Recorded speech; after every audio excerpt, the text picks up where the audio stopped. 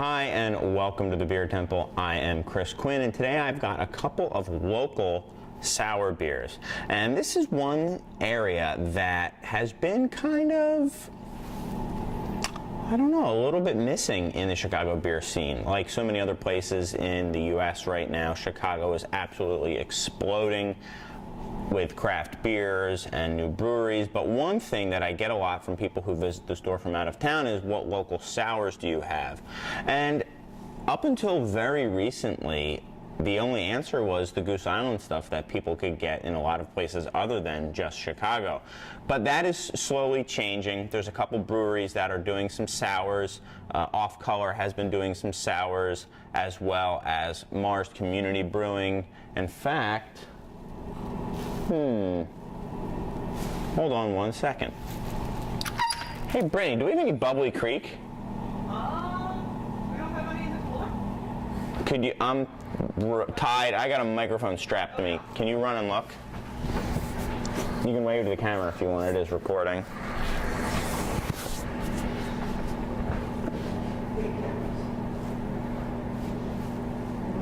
No. No Bubbly Creek? No Bubbly Creek. Son of a gun. Damn it. Okay. We had some just a couple days ago. All right. Cool. No worries. I thought we could do that one too. Why not? But okay, we are out of the Mars Brewing Berliner Weiss, but that's okay. We still have two others, and the original two that I wanted to focus on. One is from 18th Street Brewing in Gary, Indiana. That's the Sour Note Goza. The Sour Note is kind of a side project from 18th Street Brewing, where the head brewer and owner of 18th Street, Drew Fox, brings in other brewers and kind of does some experimentation, obviously with a tilt towards sour beers and, you know, bacteria and bugs and stuff like that, souring bacteria for beers. Haven't yet to have any of the sour note stuff, so I'm very thankful that we got this bottle here. And then from Lake Effect, we have their first kind of barrel soured beer, which is called VA Blonde, I guess. Clint from Lake Effect dropped off this bottle. Thank you very much, Clint. That was very nice of you. And they've been doing beers with Brettanomyces for a little while now, maybe about a year or so. And it was kind of a departure for them. They had done standard US styles before, but they started to get into the wild yeast stuff. I won't say the sour stuff, but then they started doing Brett beers with some tart fruit in them, so they were kind of getting closer and closer to sour. But this, I would guess, is the most, you know, sour thing that they've put out there yet. It's a Belgian beer aged in red wine barrels for 10 months with Brett. So, you know, I'm just trying to look. I don't think that they specifically added any bacteria to it, but whenever you put something in a barrel, especially actually a wine barrel, actually in particular, you are exposing it to potentially having some bacteria in there. Now, you know, with whiskey barrels and stuff like that, the spirit, you know, and I'm talking a little bit out of my butt here, I think, you know, is going to prevent some of that bacteria from growing. You know, they can't live in an environment that is that highly alcoholic. It will kill them. So that's why you sterilize things with alcohol. And that's not the case with these wine barrels. And in fact, if you ever stuck your nose into an old wine barrel, you know, it turns to vinegar, and it's bacteria who are making that change. The bacteria actually consume the alcohol and turn it into vinegar, which is why if you leave some red wine out, it will turn into vinegar, and it is no longer alcoholic if you let it completely turn. Anyway, so let's start with the Goza. Goza we had a style show on Goza before, and a style that has really taken off in the craft beer world, I think, because there was such a craze for, new styles, one, but also for sour beers. And this beer is the combination of a couple different popular trends right now. Sessions are very in, session beers, session IPAs, and sour beers. So this is kind of a session sour. It's a light, easy drinking, tart beer. And it's also a wheat beer, German traditionally, and it's also relatively quick to make in terms of sour beers. When you're looking at the Belgian style of souring things, 10 months it takes to sour something often, or more. I mean, lambics have 3 years in the barrel oftentimes. Certainly for a goose, it has to have 3 years. So that's a lot of time and a lot of investment, where with a goza or a Berliner or some of these German style sour ales, you can turn them much faster, almost as fast as a traditional style could. So that's another reason why I think it's gaining popularity, is because it's low alcohol, it hits that sour note that people want, and it also is easy for breweries to make quickly. Not necessarily easy for them to make well, because whenever you're dealing with bacteria, there's a whole nother element that can go wrong there, but at least they can turn it if they kind of get that process down. So anyway, on to the actual beer, not why these beers are being popular in my mind. They're not popular in my mind. The reasons why they're popular are in my mind. So very nice golden color here, light straw. Not even actually golden, it's a very light straw color. Decent clarity. You're often going to get a little bit of haze in this style. There is just a little bit of foam here. Now these gozas traditionally have a little bit of coriander in them and a little bit of salt as well.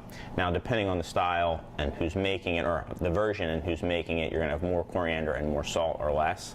The Westbrook goza, which I don't know if I've had on the show before, but is kind of very popular in craft beer geek circles, is intensely sour, intensely salty, hardly any coriander, if I remember properly. So, how traditional is that? I don't know. How much does that matter? I don't know. All right, so first things first, I'm going to check the time. Okay, on time. The second thing second, it passed the first test, which is whenever I smell a beer that has been lactobacillus soured, I check for an off flavor that I come across a lot, a couple of them actually. The first is butyric acid, which is like a bile, vomit smell. It happens a lot in these Berliner Weisses and goes. If you think it tastes like barf, if you've ever had one before, that's probably why, and it's not pleasant, and it can happen very easily. The second thing is sulfur. I think that is more from the yeast, but I have found that a lot of these sour beers can kick off some sulfur, which is like a rotten egg, kind of an eggy smell. Neither of them here, so cheers. I mean, I'm getting a very nice, clean, briny smell. I'm getting a lemony, slightly eggy note, but not like sulfur egg, rotten egg, like clean, like a nice omelet, or those little that omelet sushi that you get sometimes, like that really yellow rectangular sushi. I'm getting a little bit of that smell, maybe with the nori wrapped around it is kind of what I'm getting. That kind of brininess. Very lovely. It smells, and you can't smell salt, but it smells very briny, so I'm expecting it to be very salty. Let's see, because you can't actually smell sweetness, although things can smell like they're going to be sweet, same with salt.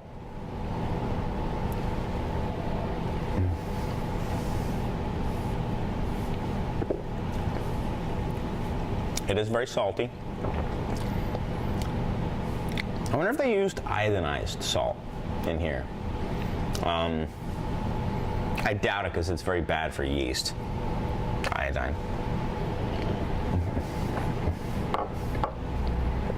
Very sour. Very clean, very piercing lemon juice sour. Not very sour. Quite sour. Very salty. The limits of the amount of salt I would want, although you know, that salt is kind of interesting because it makes you want to take another drink.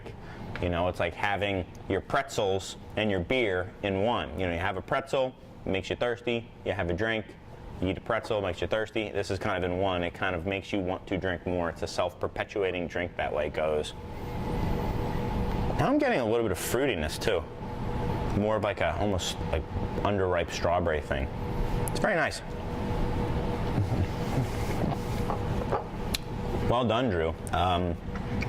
Like I said, it's a little salty for me, but this beer has been executed well and cleanly with a goza. That's the first thing I look for.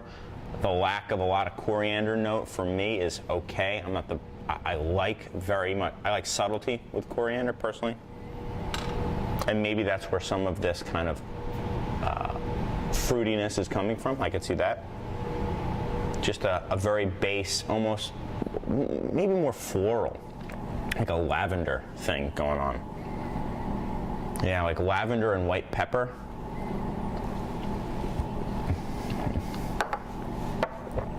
Good beer.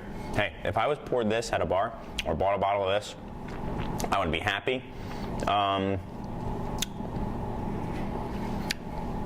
I'd like to just see a little less salt. That's all. That's my only personal critique. But some people, like the Westbrook Goes, love that salt. They want that salt in there.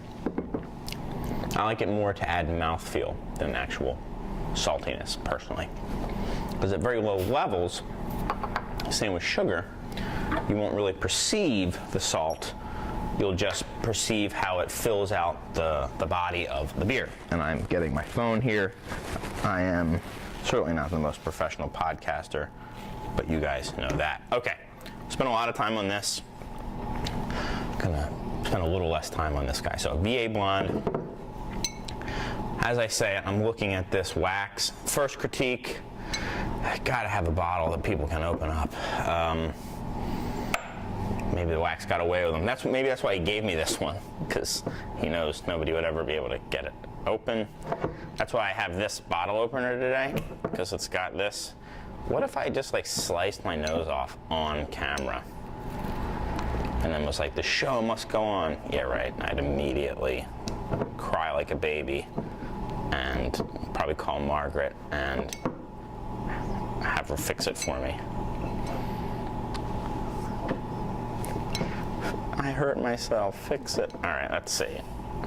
Oh, I think I'm actually opening up the cap as I do that. I heard a little.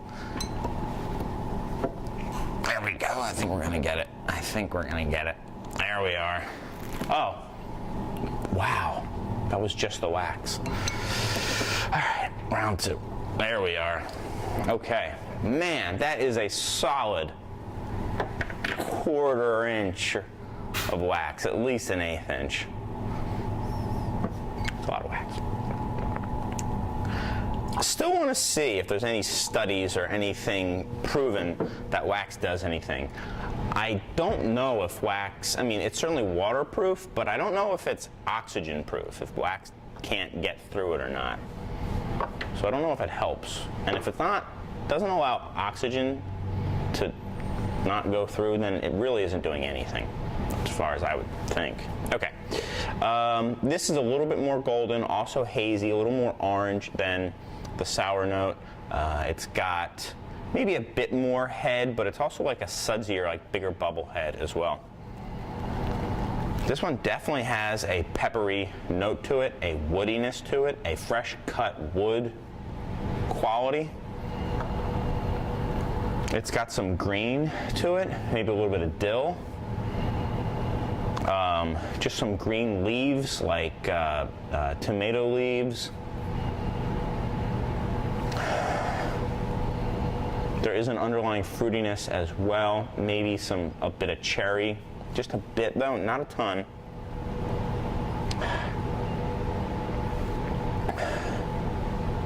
Maybe a hint of like a lipstick, like a waxiness too. Just a note, but it's really about that dill and that wood, predominantly.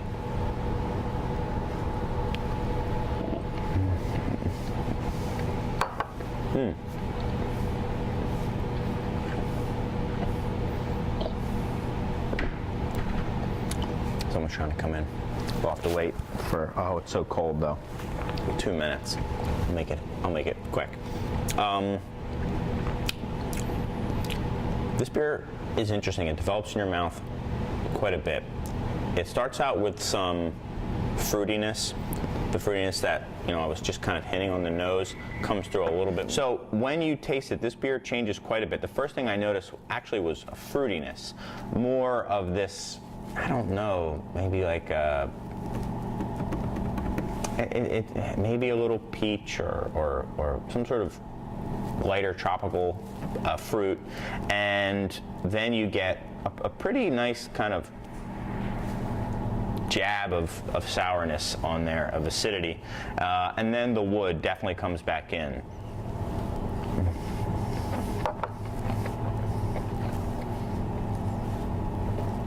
It's fairly light bodied, which is nice. It drinks well, just a little heavy on the wood character, but overall, it's a fairly clean beer. The actual base beer is nice, the fruitiness is nice, the acidity is nice. The carbonation maybe could be a little bit higher, to kind of make it just kind of pop a little bit more. And to me, the wood, I don't know how like oaky or woody you guys would want your sours to be, but it's definitely dominant here.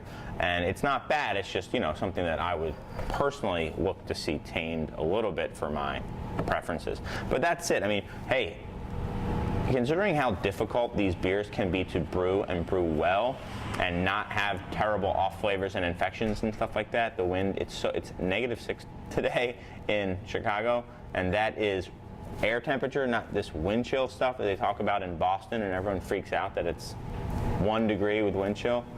And the wind is actually blowing my doors open, so we get a nice gust of frigid Arctic air every once in a while. Anyway, you guys don't care about that. You barely care about this, I'm sure. But local sour beers in Chicago, we're coming around. 2 really nice examples here. They, if you are in the area, certainly, well, if you're in the area today, stop on by and try them. This one's for sale in stores, which is cool, and this one has been a brew release only so far at 18th Street. So both available though. And it's nice to see that we're starting to get some sour beers to help fill out stylistically some of the stuff that's here to offer in Chicago. Guys, thank you so much as always.